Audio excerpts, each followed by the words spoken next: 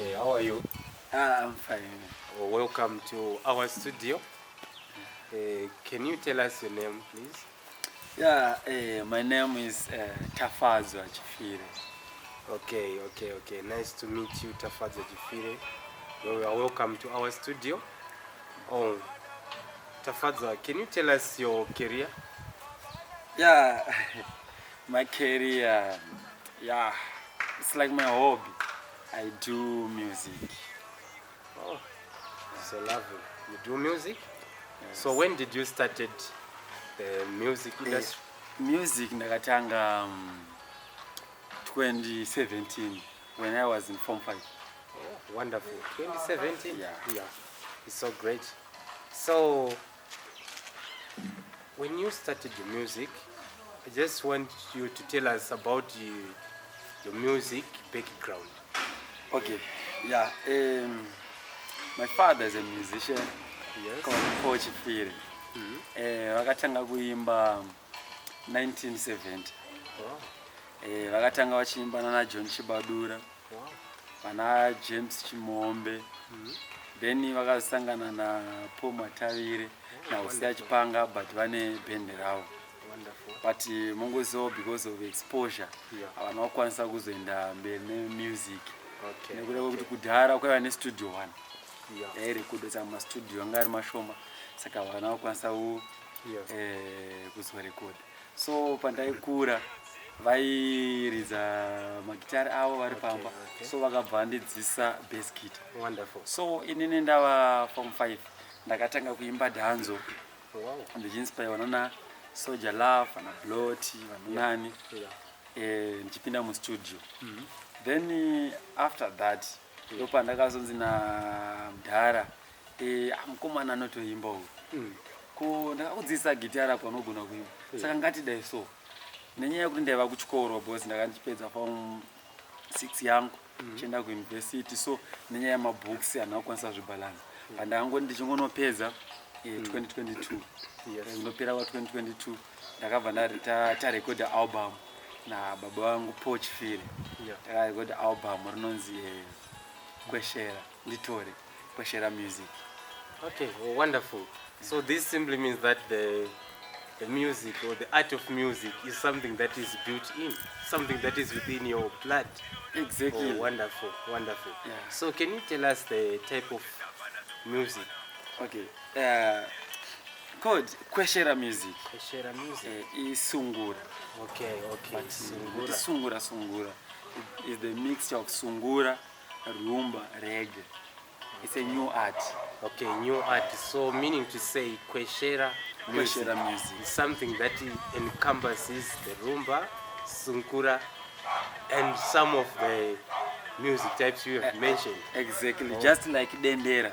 Okay, wonderful. Dendera music. Yeah. So this is Kweshera music.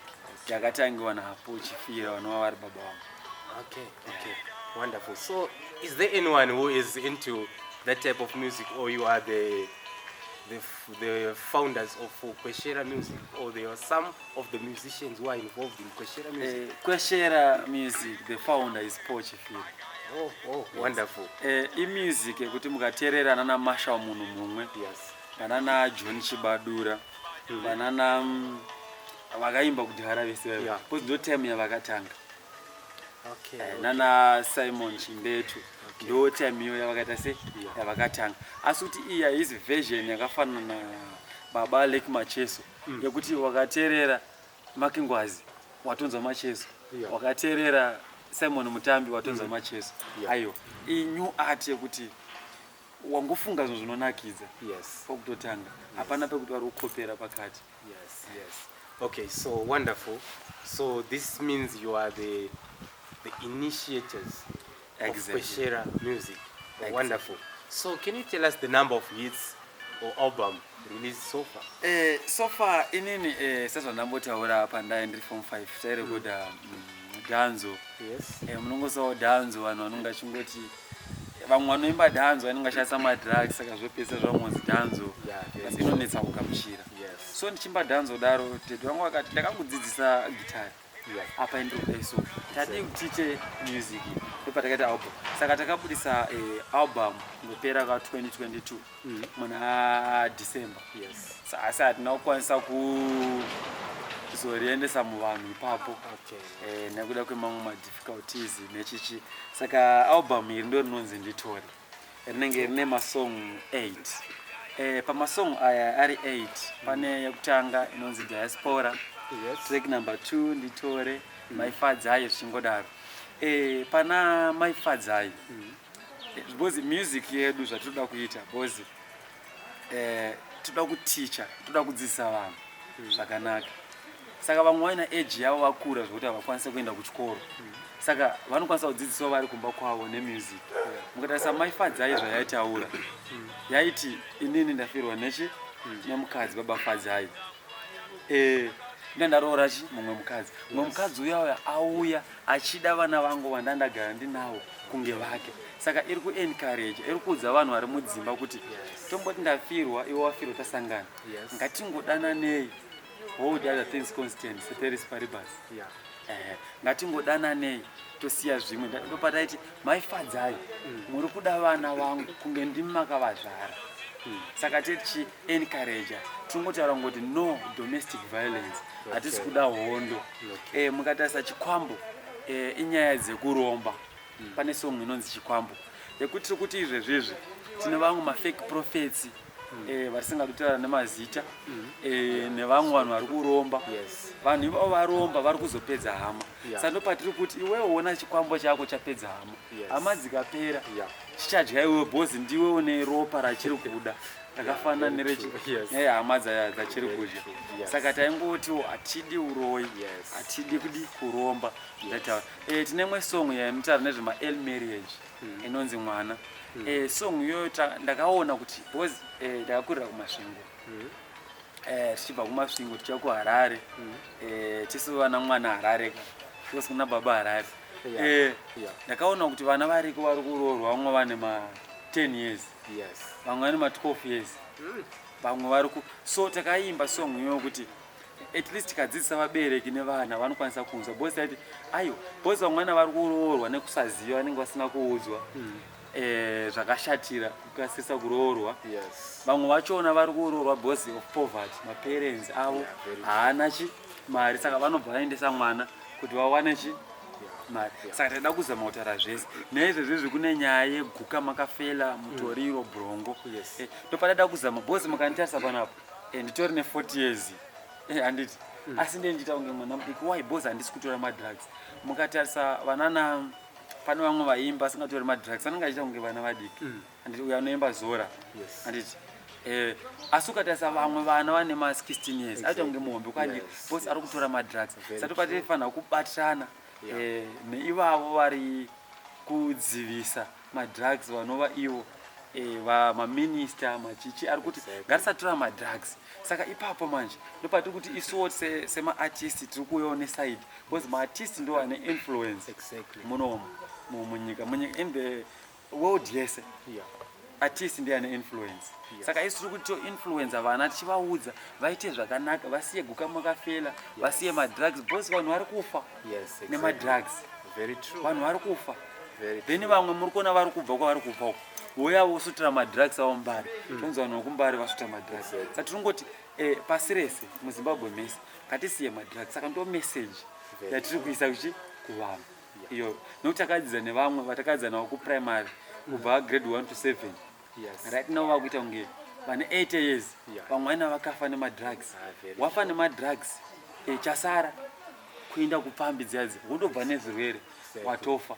Saka vana mukatarisa kumakuva kana nekumakuva vana vari kufa vari kuma 21 years kuma 26 years because of madrugs.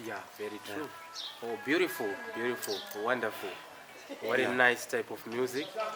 So still on the platform, can you tell us your future plan pertaining the type of music. You tell us that Kweshera music. Kweshera, what's the future plan of Kweshera music? I think mafans ndo angato in terms of music mafans ndo angatotiudza kuti future yedu yakamira sei. Nekuti muri kuona kuti chi inini music handizi kuiita kuti yes ndozoda hangu mari ndozoda chi because inini I already have my job. Ndisoro ndambotaura ndakaenda kuchikoro ndakapedza takanoita psychology, sociology, chichi, mathematics zvese tikapedza. So ndiri teacher kudzidzisa vanhu. Saka unozvibatanidza sei music ne teaching? Uyezve kana zvakanzi music yabhadhara, will you opt to leave the teaching field? Or what if the teaching field you are able to earn a lot from there? Are you going to deny music? Yeah, Mr. President, Mr. Ndoro, ndokubvunzai. Mune kubasa kwamunoenda here. Munoteerera music here. Yes. Yes. So inini ndiri teacher, I teach mathematics. Yes. As I said. So ime muri kubasa ende ndichiteacher ndichidzidzisa. Time yamunoteerera music ndo time yatirikugadzirawo chi music. Because tirikugadzira zvinhu zvamuri kuteerera. So time yamuri kuteerera ndo time yatirikugadzira music. Wonderful. Then mabvunza kuti zvikanzi music yabhadhara unosiya here teaching. Zvikanzi teaching yabhadhara unosiya here music. Zvinhu zviri two. Teaching ibasa ndiri kuda mari. Yes. Anditi ndichidzidzisa vanhu ndiri kuda mari. Yes. Then music zvinhu zvandakagara ndinazvo. Okay. Ndinazvo. Saka kuti ndisiye music pakaoma. Ndisiye music zvinhu zvakaoma. Nekuti music sero ndambotaura chero zvikanzi haina kubhadhara. Asi message yangu ichisvika kuvanhu. Zvinhu zvakanaka bosi toda kugadzira nyika yedu bosi nyika inovakwa nevene vayo. Saka toda kugadzira nyika yedu. So kuti zviri kujidzana sei? Ndiri teacher. Teacher munhu anodzidzisa vana. Anditi music still ndiri teacher ndiri kudzidzisa vanhu nemusic. Pandinoimba kuti guka rakashata, patinoimba ma-early marriage akashata, patinoimba kuti siya izvi, patinorumbidza Mwari kuti ita izvi chiimba. Munoteerera because imessage yandakupai as a teacher. Wonderful. Meaning to say you are a universal teacher. Exactly. You teach both the parents and the students. Exactly. Through music and through imparting the mathematical knowledge. Exactly. Wonderful. You can proceed. Okay. Then pane question yamanibvunza about who inspired you can repeat. Okay, so who inspires you to join the music industry? Because it seems as if it's something that is now in you and you really love music. So who inspires you? My father. Your father? Oh, yes. Wonderful. So he's a great teacher as well. Yes, my father Chifire inspired me to be in music. Say Tafadzwa Chifire, you said you have recorded a certain album in 2022, right? Then can you tell us what's your future plan with your band? What will you be in either 2 years or some few years to come as the music band? Yeah, it's a band redu ndambozvitaura kuti ndiri mwana ndinotobvawo kumba kune vanhu. Dj Chifire ndo ari kuleader band iri. Saka ndiri kuona in 2 years 3 years to come tinenge tane mamwe ma-album 2. Pama-album 2 yedu ndichasangana nema-featuring tiriorganiza kuti feature nana Baba Harare nana Talky Vibes nana Mai Charamba kugospel. Okay. Saka ndiri kuona in 2 years time tinenge takuzikana kwese uyezve message yedu inenge yasvika kuvanhu vese. Okay. Exactly. Okay, so nice. Okay, then we greatly appreciate your music, Kweshera music, and whatever you're saying, it seems as if you have the energy to teach the world, right? Which is a good thing. So I'd like to take this opportunity to thank you for joining us at our studio, the Chibet graphics. So this is say Dj Ndoro speaking. So thank you so much for coming to our studio. But before we conclude, can you tell us if people want to know much about you, how are they going to contact you? Can you tell us your contact details? Okay, thank you.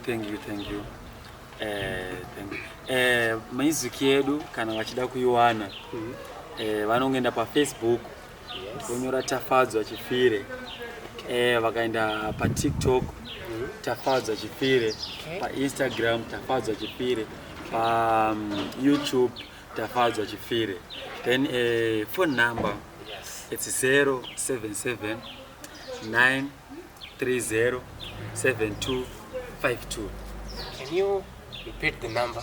077 930 7252. Okay, wow. Saka tinokutendai chaizvo dango tenda wana baba Shero wana Makingwazi vanoti inspire. Tiri kunzwa vanhu vari kutaura vachiti pane competition baba Shero na Chifire, baba Shero na Chifire, Makingwazi na Chifire. Aiwa, hatisi pa competition. Tiri kubika chikafu chedu kuti uyu ari kubika sadza, uyu muriwo, uyu obika supu. Chikafu tiringodyira muchi plate 1. Haunga compare taste yemuriwo nesadza. Yeah, that's great. Saka I respect my elders, baba Shero, Makingwazi, Simon Mutambi, vese vari mu ana Bloti, Ngwere, Guru Ngwere, Purumbi.